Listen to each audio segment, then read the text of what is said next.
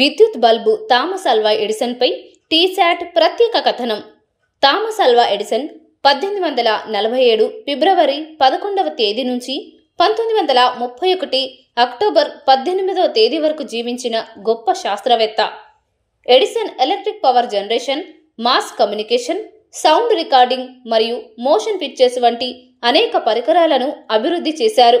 Phonograph, motion picture, camera మరియు electric light bulb యొక్క ప్రారంభ వెర్షన్లను కలిగి ఉన్న ఈ ఆవిష్కరణలు ఆధునిక పారిశ్రామిక ప్రపంచంపై విస్తృత ప్రభావాన్ని చూపాయి. అనేక మంది పరిశోధకులు, ఉద్యోగులతో కలిసి పనిచేస్తూ ఆవిష్కరణ ప్రక్రియకు వ్యవస్థీకృత సైన్స్ మరియు టీం వర్క్ సూత్రాలను వర్తింపజేసిన మొదటి ఆవిష్కర్తలలో ఆయన ఒకరు. థామస్ మొదటి పారిశ్రామిక పరిశోధన ప్రయోగశాలను స్థాపించారు. 1889లో ప్యారిస్లో వైజ్ఞానిక ప్రదర్శనలో 1000 పేటెంట్లకు హక్కులు పొందిన గొప్ప శాస్త్రవేత్త థామస్ ఆల్వా ఎడిసన్. ఈయన 1847 ఫిబ్రవరి 11వ తేదీన అమెరికా సంయుక్త రాష్ట్రాలలోని ఒహియోలోని మిలాన్లో జన్మించారు.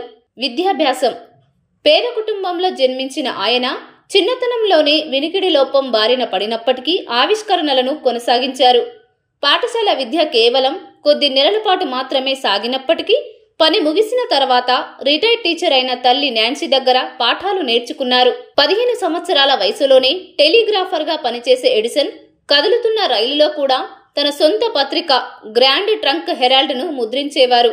థామస్ ఎడిసన్ మొదటి ఆవిష్కరణ ఎలక్ట్రిక్ ఓటర్ రికార్డర్ ఫెయిల్ అయినప్పటికీ 1870 నాటికి టెలిప్రింటర్ను మెరుగుపరిచి ఒకేసారి 4గురికి సందేశాలు పంపేలా చేయగలిగారు.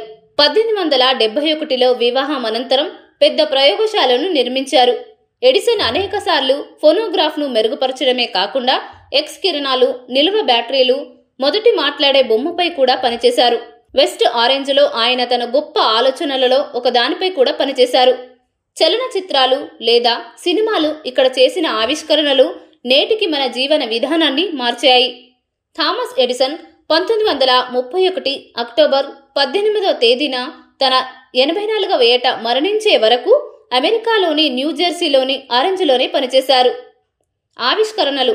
విద్యుత్ దీపం. ఎడిసన్కు మృదువైన తంతువు ఉపయోగించి దీర్ఘకాలం వెలిగే విద్యుత్ దీపాన్ని తయారు చేయడం ద్వారా ప్రపంచానికి వెలుగునిచ్చారు. ఫోనోగ్రాఫ్. ధ్వనిని రికార్డు చేయడం, తిరిగి వినిపించడం ఈ యంత్రం ద్వారా సాధ్యమైంది. Motion picture camera. చలనచిత్ర నిర్మాణానికి ఇది గొప్ప ఆవిష్కరణ. ఎడిసన్ బ్యాటరీలు, నికెల్ ఐరన్ బ్యాటరీలను అభివృద్ధి చేశారు. అతని పేరు మీద 1093 పేటెంట్లు ఉన్నాయి. ఎడిసన్ కాలక్షేపానికి కాకుండా శ్రమతో ఆవిష్కరణలను చేయడంలో ఆసక్తి చూపించారు. అతను చెప్పిన ప్రముఖ పదజాలం జీనియస్ నిర్వచనం: 1% ప్రేరణ ఉండాలి, 99% శ్రమ ఉండాలి. థామస్ ఆల్వా ఎడిసన్ను విద్యుత్ యుగానికి తండ్రి అని పిలుస్తారు. అతని ఆవిష్కరణలు ప్రపంచానికి అభివృద్ధి దిశగా మార్గదర్శనం చేశాయి.